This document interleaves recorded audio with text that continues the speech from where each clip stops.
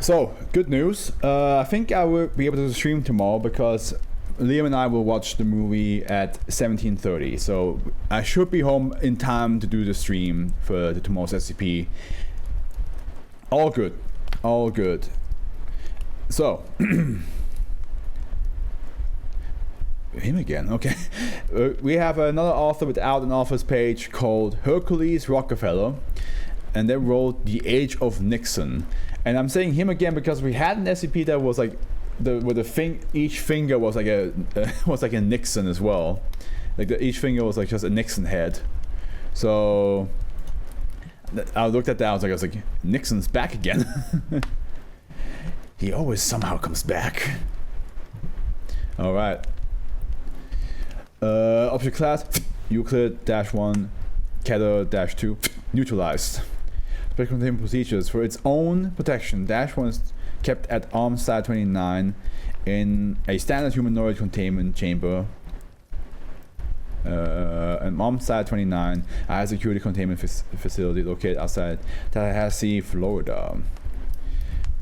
Subjects are allowed a television and a subscription to a newspaper of its choosing, a monthly allowance of 20, 30, 50, 75, 100, 125 US dollars. Amount periodically increased to account for inflation has also been set aside to procure form of reading materials and other media it may request. Once a week, subject is allowed 1 hour in a small courtyard at the center of the building 11 under the supervision of one guard. Once a year, subject is allowed one new photograph each of Patricia Nixon Cox, and Julia Nixon Eisenhower. All privileges are contingent on good behavior and may be resigned at any time by project head /2736. Subject's health should be monitored closely as it has a history of phlebitis. Left -1 in the Foundation custody 1973, right -2 during second presidential term 90. What man, the left one looks way older. Love me some dick, tricky dick. That say Howard, welcome. Did you wake up just now? You feeling okay?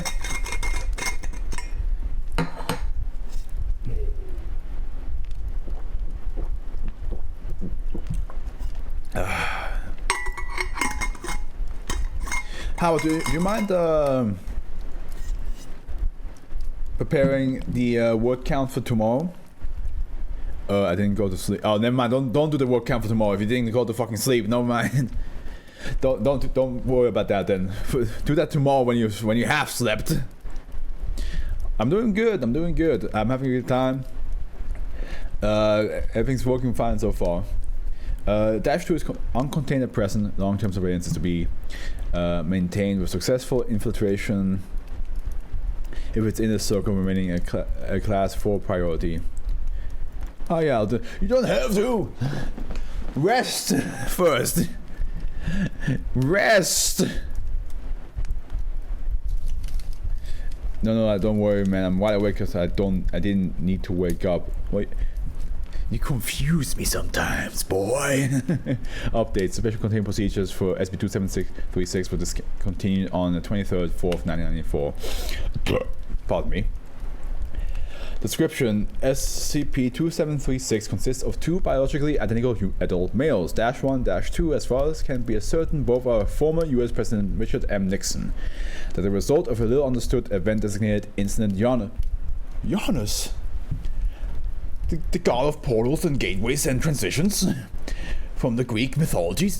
We have a lot of mythology happening today.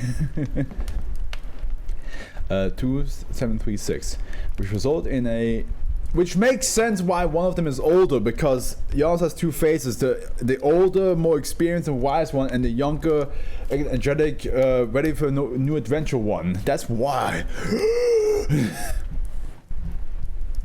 Which resulted in a hitherto non-anomalous Richard M. Nixon being split into 2 distinct individuals through unknown anomalous means.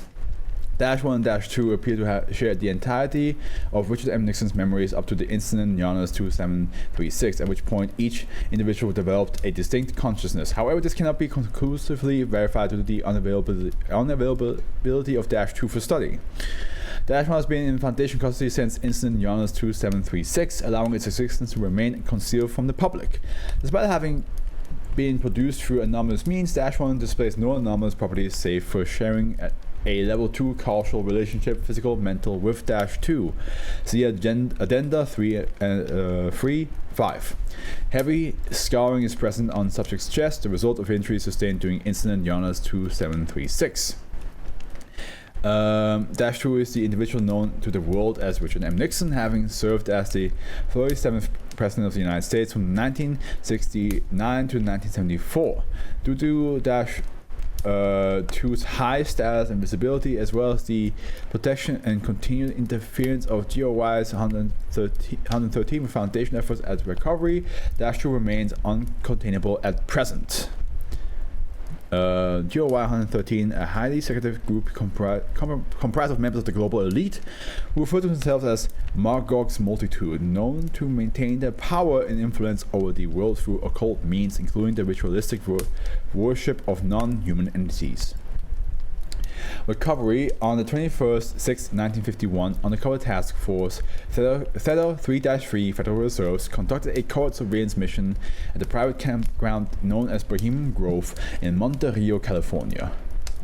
Bohemian Grove, aka location of interest, I guess, right? 229, a secluded, heavily wooded site owned and operated by GOY 113 since the... Did I answer Liam?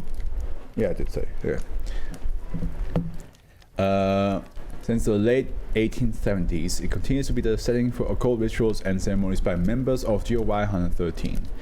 Theta 3-3 agents embedded in the campground security force observed a summer solstice celebration attended by a member of GOY 113, which culminated in incident known as 2736. Access document 2736 V001 level 4 eyes only.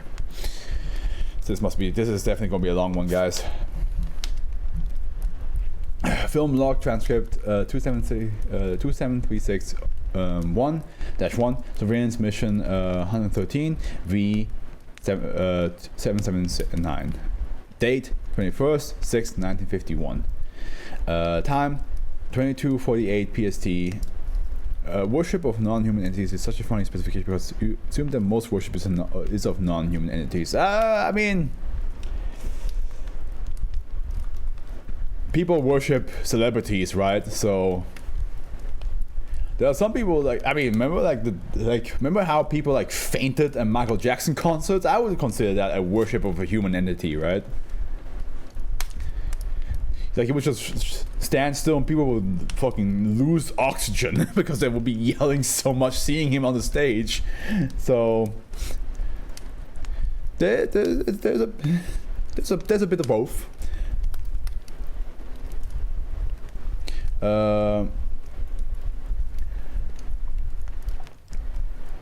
Okay, time 22:48 PST till 23:27 PST. Bohemian Grove, LOY 729. 3-3 deep cover. So no, we're at 6 mechanic, not 8. The original film log was compiled from footage covertly shot by 3-3 agents using 2 concealed handheld cameras. Camera 1 was situated at the back of the crowd, where a view of the entire clearing. Camera 2 was situated near the front of the crowd, with a relatively close view of the proceedings. Footage is in black and white. Begin log. Looks like it starts at mid... Is that the... That must be the... okay, that must be like the time. Camera 1 shows a large clearing surrounded by a giant redwoods. It is nighttime. Okay, so no, it must be... So it's midnight? In the center of the clearing stands a dilapidated 10-meter tall stone statue depicting a ram's head.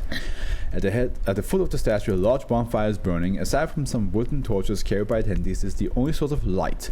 Several meters from the fire, a deep rectangular hole has been dug into the ground, and the removed earth piled next to it. The camera pans over a crowd showing roughly 500 people in attendance. All are wearing dark robes with their hoods drawn. 7:28. Yeah, I think this is supposed to be the time. Camera 1. The crowd parts as a group of 14 men arrive in the clearing and make their way towards the fire. All of them are dressed in robes. Or could be I'm pretty sure it must be minutes then. It must be like because it does say here it takes place. Yeah, no, this is on minutes. So 7 minutes in. 7 minutes 28 seconds. And then now we have 7 minutes 40 seconds. Camera 2, the group walks past the camera. All men are wearing masks, save for one, whose face is visible. Examination of the still frames revealed the man to be Richard Nixon, to be henceforth referred to as RN. He appears nervous and afraid.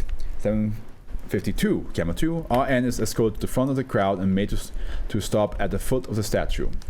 A high baked wooden chair. Or high-backed wooden chair, not baked. I'm not sure. I assume backed. A high-backed wooden chair, similar in appearance to a throne, is brought beside him. Some of the men around RN remove his robe, leaving him naked. 8:30. Camera 2. RN is made to sit down on the wooden chair, to which his wrists and ankles are strapped. Reminds me a bit of the movie Midsummer. A noose is placed around his neck, and a crudely made crown placed on his head. The noose appears to serve a symbolic purpose, as it's not attached to the supporting beam. The crown appears to have been fashioned from shades of bone. By the way, mechanic, do you participate in the Midsummer tradition?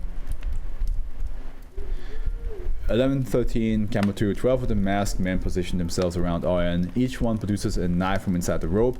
The 13th man, who will henceforth be referred to as Speaker, turns towards the crowd. Tonight marks the dawn of the new age.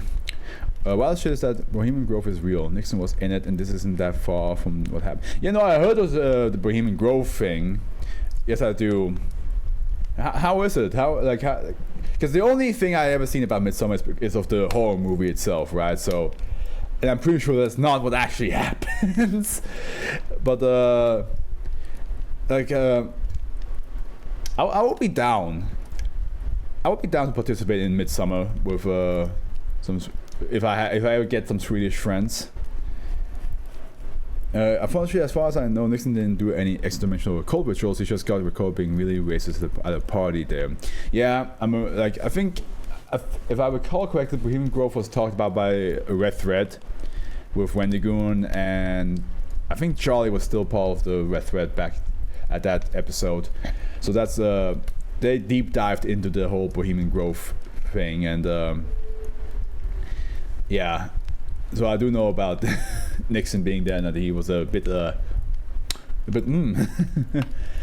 Okay, tonight marks the dawn of the new age. Applause and cheers from the crowd.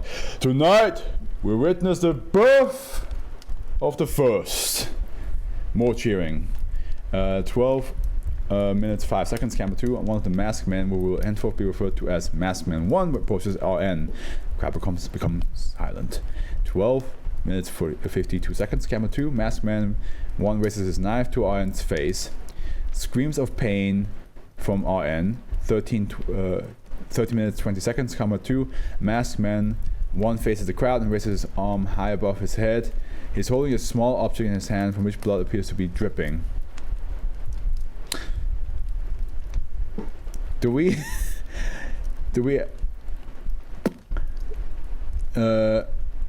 crap, bad news tomorrow is pretty long.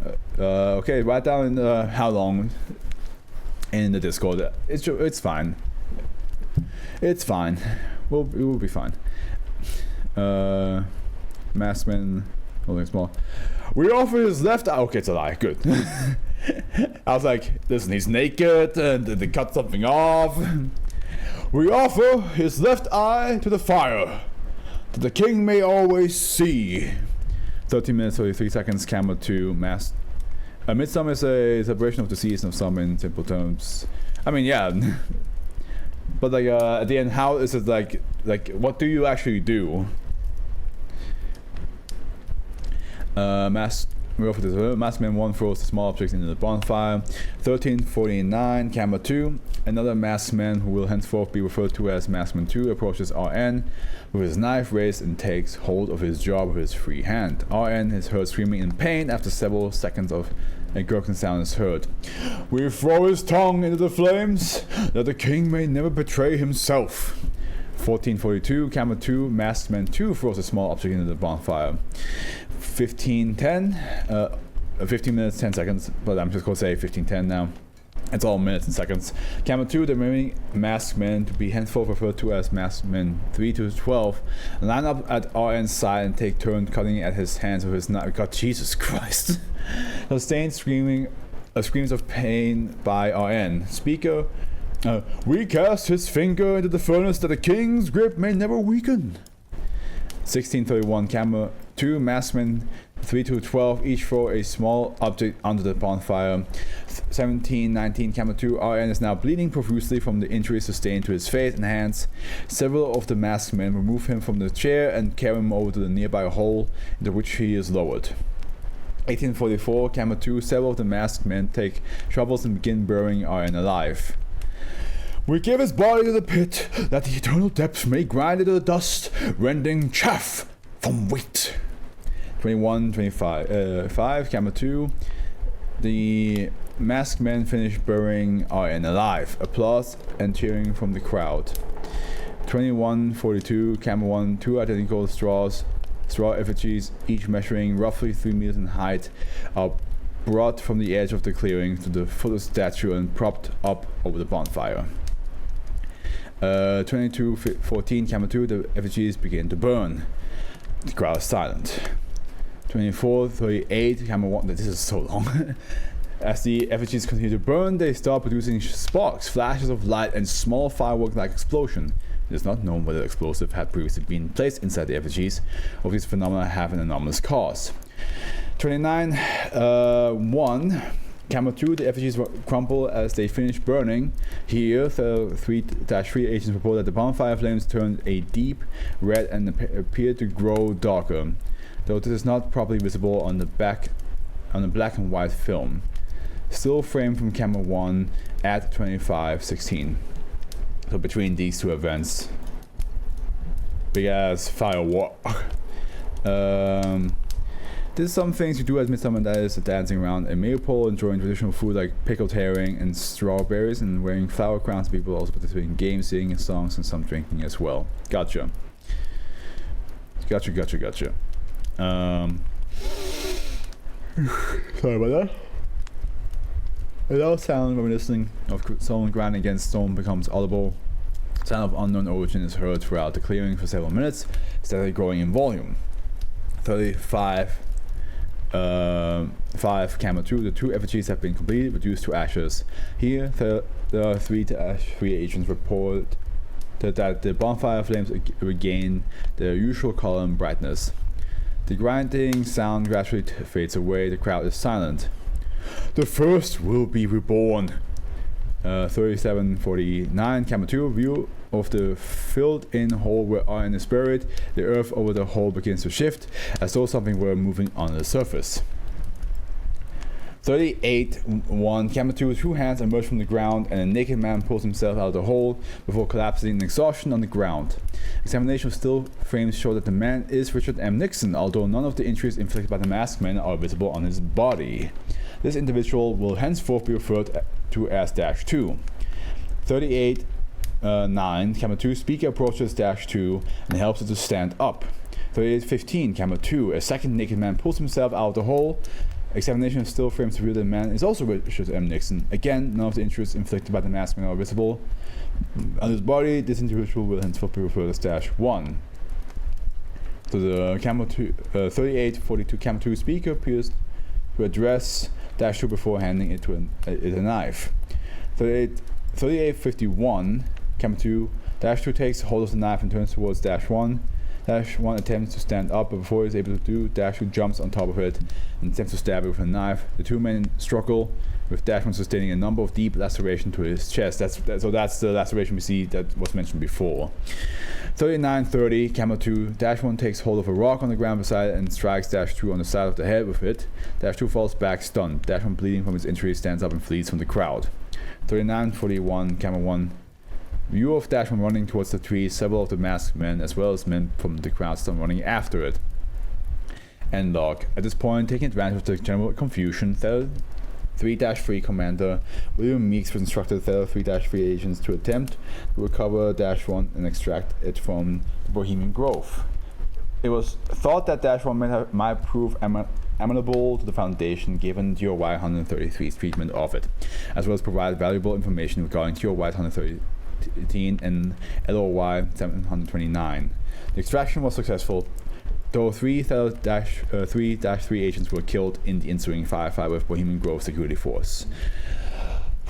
And here's a silly last part about Midsummer that certain people do, and that is placing 7 flowers on the pillow to dream of their future spouse. I mean, that's just a cute little tradition, isn't it?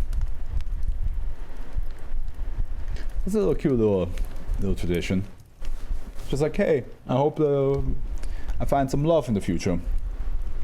I just know in the whole horror movie, they of course the whole movie it's more of a cult than a lovely tradition celebrating the season of summer, where somebody got like something. Also, I think a flower put underneath the pillow, and they were like chosen to have sex with one of the girls there, which I assume is not the case in real Midsummer.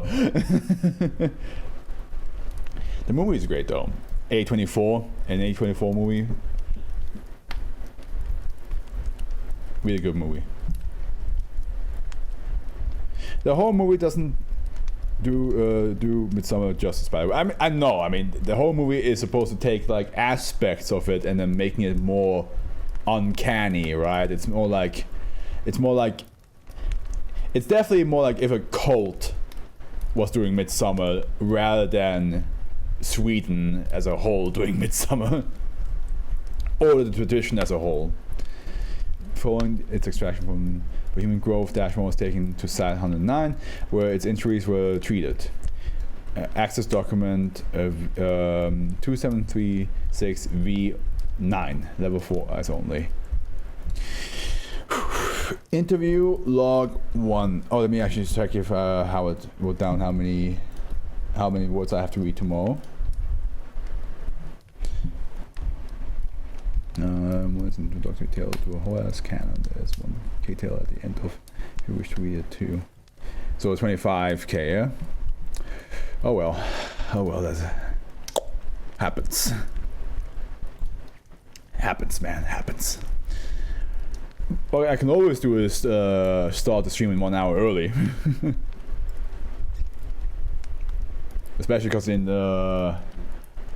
here in Switzerland, where for me, it's not going to be a difference if I start at 9 p.m. For you guys, it will be. For me, it won't be, because like whenever I go to the UK, 9 p.m. there is of course 10 p.m. in Switzerland.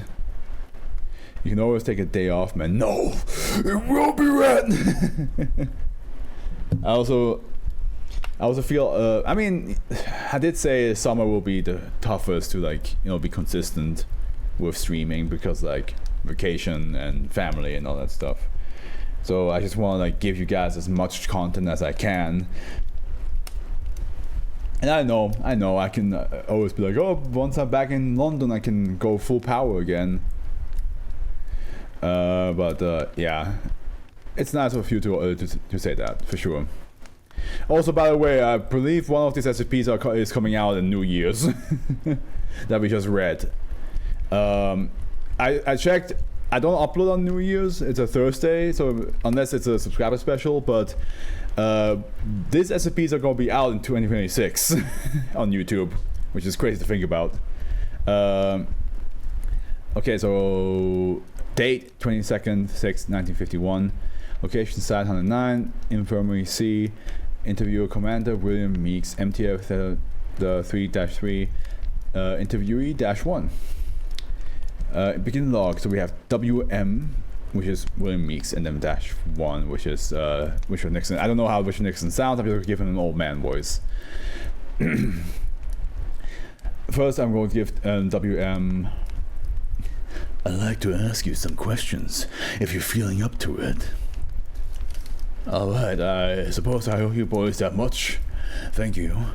For the record, could you please state your name, age, and occupation? Richard Nixon, 30. Oh, he's 38, never mind. So, Richard Nixon, 38. I'm a U.S. Senator. How did you first become involved with Bohemian Grove? About a year ago, I was introduced to some people at a dinner. Real bigwigs. We got to talking, and they said I should come to the Grove for a weekend. So you went. Some people would kill for an invitation like that. What happened when you were there? Nothing much that first time. They mostly showed me around. Beautiful place. All that forest, those redwoods, old, real old. We spent most of the time at one of the lodges, drinking, smoking. We talked. What about? Well, me actually. They seemed real interested in me, kept asking what I wanted out of life, what my plans for the future were. At one point I mentioned my career wasn't going as great as I thought it could. They told me maybe they could help. Help in what way? They didn't exactly say then, they just told me I should start coming to the Grove regularly, meet some people. Wasn't long I was spending at least 1 week in a month there, sometimes more. The people they had there, I tell you, seems like everyone who mattered was a member. Congressmen, governors, you name it. People with real power too. Bankers, defense contractor presidents, oil magnates. And these men I'd never even heard of. But you could tell how important they were just by the way the millionaires and billionaires looked at them. Like they were scared of them. After just a few months I made some more political contacts than I had in my entire career up to that point. All of a sudden, I had all these prospects. So, how did you wind up here? This one night I was invited to the ceremony. They said it was a club tradition, so I didn't question it when they gave me a robe to wear. We had to walk to this place in the forest called the Ram Shrine. Hundreds of us, all walking in the dark with torches. Took us almost an hour. Then we reached this open area with a statue of a ram's head, and the ceremony started. Real macabre stuff. At first I wasn't sure if I was meant to take it seriously, but then I saw things. That's when I realized who I was dealing with, what those people were capable of achieving. When we got back to the lodge that night, they made me remember. Wasn't long after that they offered to make me king. Make you king? They said that we were entering a new era for mankind, but before that could happen, four great kings would have risen to prepare the way. They said they'd been looking for someone like me for a long time, someone to be the first king. They told me the whole world could be mine. All I had to do was say yes. Oh, Mr. Gigi uploaded something. You accepted. Yes. And then last night they brought me back to the Ram Shrine and, well, you were there, you saw it. They warned me it wasn't going to be pleasant. I didn't realize it would be that bad. But they said all that they'd be doing to me would be for a reason. That before I could be the first, I had to be reborn. When they put you in the earth, you remained buried for over 15 minutes. Do you remember anything that happened during that time? Not much. I think I was in shock from the blood loss, and when they started shoveling earth on me, I thought that was it. I suffocated and everything went black, but I didn't die. But I didn't die, though. I had these, I guess I'd call them dreams, except I can't remember what they were about. But there was someone else with me in the dreams, some man. He was in the dark, couldn't see his face. He said something about stars. I think I was crying. Then I woke up, still in that hole. Only I wasn't hurt anymore. I panicked, started crawling my way out. That's when I felt something move against me. It was him. By the time I got out of the hole, he was already standing there. The masked man gave him a knife, told him to cut out my heart, and well, you know the rest. I didn't think I had it in me, knocking him out like that. Must be my Navy training kicking in. And that dream you had, you said, listen, I'm really tired. I need to call my wife, tell her where I am. Do you think you can arrange that? I'm afraid that won't be possible. And log. Access document 2736V10, level 4 eyes only. This is definitely the longest one of the day, that's for sure. Another interview at some side. 23rd, 6th, 1951, side 109, Infirmary C, Commander William Meeks, and -1 again. I told you, I'm not saying anything else to you until you let me talk to my wife. I lost 3 men getting you out of that place, not to mention an entire surveillance network that's taking us decades to establish. You just start cooperating with us. It's not like I'm not grateful for what you did, but you got me locked up here like some goddamn convict. You can't do this to me. I'm a US Senator. Now you call your supervisor or whoever it is that is in charge here and you tell him I'm going home today. Pat and the girls must be worried sick, poor things. Well, actually. What? That's what I came here to discuss with you. The other you, the one we couldn't recover last night, we've located him. Well, that's good news. Where is he? At your house. At my... Here comes actually. What's he doing there? What does he want? Got a pal and the girls okay? Did he hurt them? That's not what you think. Your family's safe. You're sure? Yes, it's more complicated than that. See, the other you is not just at your house. He's been living there since yesterday. As far as your wife and daughters are concerned, you're not even missing. That thing is with them now? Yes. And they think he's me? That's right. I'm sorry. But you gotta go there. You gotta go get him out of my house. I would like to, but your friends from the Grove, they seem to want him there. They got security on him like you wouldn't believe. We can't even get close. But they can't just do that. Put some imposter in my place like that. You gotta warn Pat about this. You gotta let me call her. Like I said before, we can't let you speak to her. That's not up for discussion. As for warning her, there isn't much of a point. I mean, even if we manage to get through to her, I'd have you believe her what we said. But they can't just... I understand this is upsetting for you, but there really isn't much we can do. At least for the time being. That said, any information you can give us about Bohemian Grove, your interaction there, what you think happened to you the other night, it could help us find a way to solve this. That's your solution? I just learned some creature is sleeping in the same bed as my wife and you try to pump me for more information? You got some goddamn nerve. Hey, I'm not even sure she is your wife, so yeah, I think we're entitled to some answers. What are you talking about? You keep telling us you're the real Richard Nixon, like it shouldn't be obvious to us. But nothing I've seen, nothing you said to me has pointed to you being any more real than the other you. For all we know, the man in your house is the real you and you're the fake. Or maybe you're both Richard Nixon's both real. That thing isn't me. I told you. I've been thinking about it a lot since I got here. About what happened at the Grove. I think I understand it now. Oh? What they did to me. Turning me into the two people. It's not... They didn't make two identical people. That wasn't the point. I'm not the same as him. I know it. I feel it. Hell, I'm not even the same man I was a few days ago. What they did to me, it changed me. In what way? Used to be I was so restless. I had so much ambition. I craved advancement, position, power. But not anymore. It's like that part of me is just gone. Well, not gone. I know where it went. You mean... You know that night they offered me to be the first? You know what they asked me just before? You know what I said to them that made them decide I was the right guy for the job? What? They asked me what I was prepared to do for power. I told them anything. I said that. Sounds crazy now, but I said it. And I meant it. Every fiber in me did. Like I said, it's not who I am anymore. But it's who he is.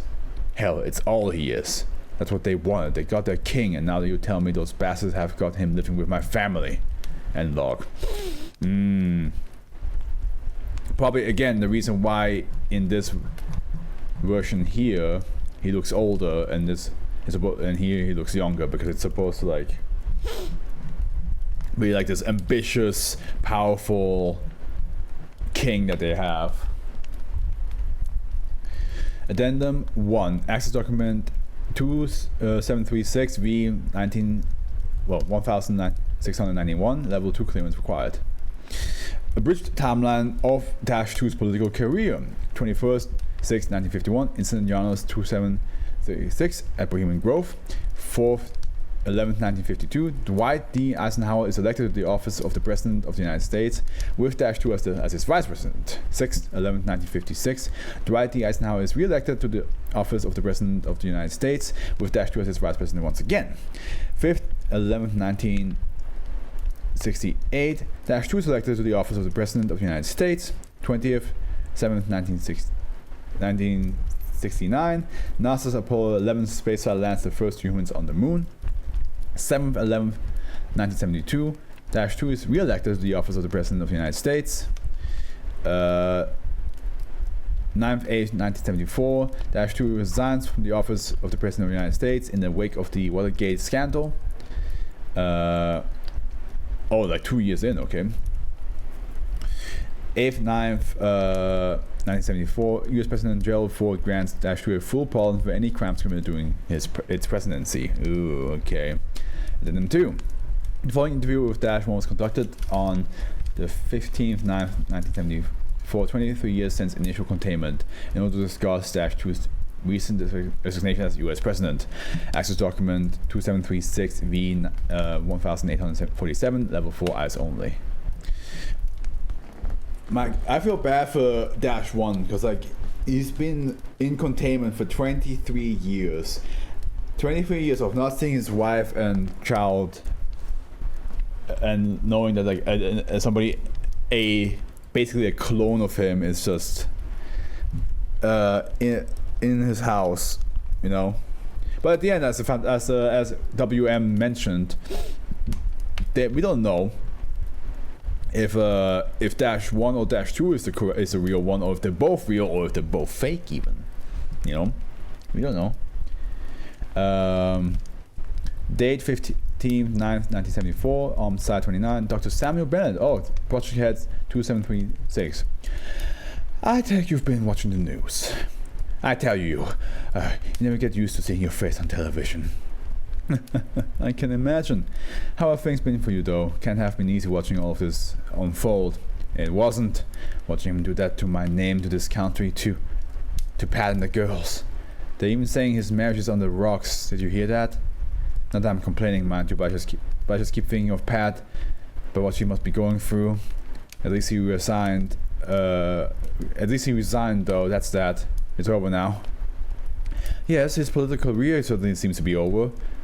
Actually, I was hoping to get your thoughts on something. Alright. Now, before the ritual at Bohemian Grove that began all this, you said your friends had told you the world would be yours if you became king. That's right. Then how do you account for the events of the last few months? Dash became embroiled in a nationwide scandal, losing all his political capital, being forced to resign in disgrace. And it's not just the last month, is it? From the start, it's never really gone his way. First time he ran for president in 1960, he lost to Kennedy. The Kennedy winds up dead not long after, and a few years later, Dash 2 does become president. But even then, the Vietnam War, the bombing of Cambodia, all terribly unpopular things that ultimately results in failure. And finally, the Watergate scandal. We're far from the success your friends at the Grove promised you, wouldn't you agree? Yes, that's true. I like the idea that this is basically saying the only reason why Nixon, so far I don't know much about Nixon. I don't know much about U.S. presidents because I don't really keep up with that. The only thing that I keep up with was like Obama, and then Trump, because Trump's like fucking face gets shoved into my face through social media. And Joe Biden didn't pay attention much either. And again, Trump is like another case of like his face just pops up every fucking time, and I hate it. But what I wanted to say is I heard that with Nixon there was a lot of scandals, and then that a lot of people were like, not happy with him as a president. So I think what this is doing right now is basically saying like this SCP is giving a reason why Nixon is, there's two versions of Nixon, and the Nixon that's like in containment would not have done any of the things that the actual Nixon has done. he's kind of looking at himself in disgust. He's like, why are you doing all this stuff? So if I get this SCP, is that Nixon wants to control the world or no? Basically, Nixon wanted power, some Bohemian Grove split him into two. One is Nixon with all of his ambition, and one is Nixon without his ambition. The first one became president, and the second one got contained. What did Cascano do? Put listening device in the opposition's room. Ah, okay, gotcha. But yeah, again, like, I do like it because this Nixon doesn't have all the ambitions. He's just looking at all the things he's doing with like oh man, this is not good. What is this guy doing? What is he? I'd like to know what you think that is. It's possible the promises were all a lie. I really doubt that. I mean, it wasn't in their best interest to put me in power and keep me there. Then do you think they simply weren't capable of delivering on the promises? That maybe they were never as powerful as you were led to believe? No, not a chance. I know for a fact they were capable of everything they promised me. More, probably. Then why? Why all the setbacks? Why this his latest failure? Well, my friends from the Grove, as you call them, they haven't been idle as these years, have they? What do you mean? I mean, they've been looking for me since that night at the Grove. I'm right, aren't I? I'm not clear to discuss this with you. I understand that, but I'm not blind. I know there's reason you transferred to this place. Footnote. -1 is referring to its transfer from Site 109 to Armed Site 29 in 1954. Following an attempt by GOY-113 hired mercenaries to break in the wing of Site 109 where it was being kept. -1 was never told of the break-in attempt. Why else would I need all this security? I'm not dangerous, this isn't for me. I think my friends were looking for me back then and they still are today. I think all this time they never stopped. Well, let's say for a moment that were true. Why do you think they would be? Why would they keep dedicating so much time and effort to finding you? Because the ritual was never finished. When you guys rescued me at the Grove, you threw a big wrench in their plans. Didn't even realize it, but you did.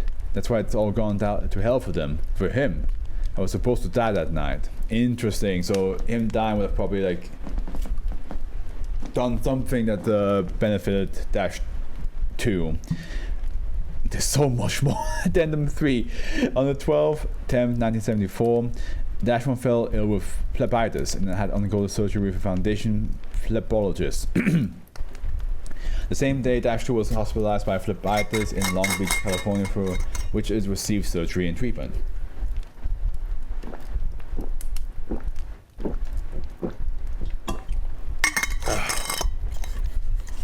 Number 4. On the 22nd, 6th, 1993, 42 years since initial containment, Patricia Nixon died of lung cancer at her home in Park Ridge, New Jersey. Patricia Nixon, wife of Richard M. Nixon and former First Lady of the United States. -1 was greatly affected by her death, and the following months grew increasingly withdrawn, refusing to participate in interviews with Project Head 2736. Subject also frequently complained of poor sleep. I mean, yeah. It's kind of messed up to see yourself doing things and finding out that your wife is has been together with somebody else that's technically you, and now is dead, and you've constantly just been contained. You're just trapped, but you also know you can't go out there because if you do, then the people from the people, his friends, as they constantly say, will then hunt him down. Addendum 5. On the 18th, 4th, 1994, 43 years since initial containment at roughly 1745 EST, -1 suffered a massive cerebral vascular accident, CVA, and was transferred to Armed Site 29's Yellow Infirmary. It was later learned that -2 had also suffered a CVA at the same moment at his home in Park Ridge, New Jersey, and had been taken to New York Presbyterian Hospital in New York City, New York. Both subjects were left partially paralyzed and incapable of speech, and developed cerebral edema over the following days. Despite its condition, on the evening of 21st, 4th, 1994, -1 inexplicably began to speak, albeit in an agitated and delirious manner. Infirmary staff alerted Project Head 2736, who was able to record nearly 20 minutes of audio content. Access document 2736 V3098, level 4, eyes only. I did not realize I have Nightcore on this whole time. Ooh, fine like me. Audio log first, 21st, 4th, 1994. 197 EST till 1925 EST. Armed side 29, yellow infirmary. Subject -1. Begin log. Okay. 46 seconds. The ground bled red oil for 7 days, and we wondered at the bodies buried there. Billions. Souls are always the first casualty. Nothing changes, but the change is coming. 3 minutes, 3 seconds. The moon was only one small step. 7 minutes, 55 seconds. Unintelligible. It's 10 minutes, 55 seconds. Prayers are pretty things, but you can't escape it. The sky will rend. 12 minutes 11 seconds. The first falls on his sword, but his blood sows the seed for the next 1,000 years. The second wipes up all the sins, and no one finds the gnawed bones under the castle. The third smiles at the world with double-edged teeth, and his laugh opens the floodgates. The fourth defies the masters and forever pays the price. 1345. Chimneys higher than mountains smoke the blood out the clouds. Will unite under one banner. New orders of magnitude, world without end, without eyelids. 14 minutes 13 seconds. 30 seconds. Sustained laughter. 16 minutes 14 seconds. America fell in the beginning, will fall again. Deeper down the well to the other place that don't let you blink. You were warned of this. 17 minutes 3 seconds. Weeping. 18 minutes 18 seconds. Voice trembling with fear. He sees me. And log. Immediately following this, -1 fell into a deep coma. -2 was later reported to have fallen into a coma at the same time. The following day, 22nd, 4th, 1994, -1, -2, 7 citizens died at 21:08 EST. On the 23rd, 4th, 1994, SCP-2736 was classified as neutralized. Addendum 6. Access document 2736 V 3606 level 5/2736 clearance required. From left to right, -2, 39th US President Jimmy Carter, POY 62679, 38th US President Gerald Ford, POY 56121, and 40th US President Ronald Reagan, POY 86761, 12/10/1981. Yeah, Ronald Reagan had that SCP was so cool. 1981 is such a cool SCP. Woo! God damn. Yeah, so this was the sequel to that. Okay. Interesting. So, how are they? Just to like remind me, Howard. Cool touch with Nixon being possessed by the 1981 hooded entity. So which Nixon was possessed by that? Was it the -2 Nixon or the -1 Nixon at the end when he was like talking about like he sees me? Please feel free to like fully go the -2 dude. Okay, gotcha. Please go full. Feel free to fully explain because it's been a while since I read 1981. I do remember it, of course, because I think it was one of the cool ones. And let me allow you. So, the ending of 1981 was a hooded figure appearing on camera and saying, "I see you." Yeah, exactly. And now we have he sees me. Okay. So do you think the four kings, the Bohemian Groves, were trying to install with the president at the end? I see. So, and is the entity that says "I see you" in 1981, is that supposed to be Nixon at that point already, or is that supposed to be like a spirit that is about to, that was not hosting or possessing a body yet? Because I'm curious, like what like the because you said that this one is a sequel, so it must be like that. I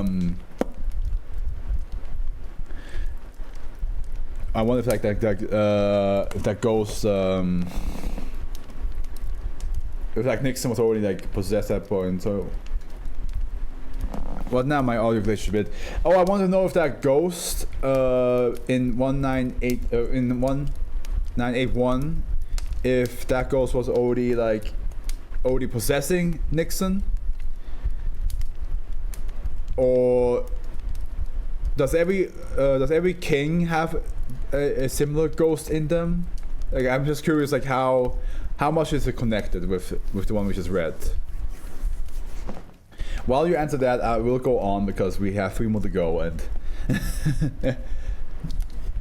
but yeah, that's really cool though that we got a 1981 continuation, because I do think that one is a pretty cool. I honestly no idea. They were created by different authors, and the guy who wrote the Nixon one just wanted to build under the Reagan one. Gotcha. Yeah, who knows? Who knows? Who knows? Some dude promised to write a Jimmy Carter sequel, but they never deliver. Gotcha. Okay.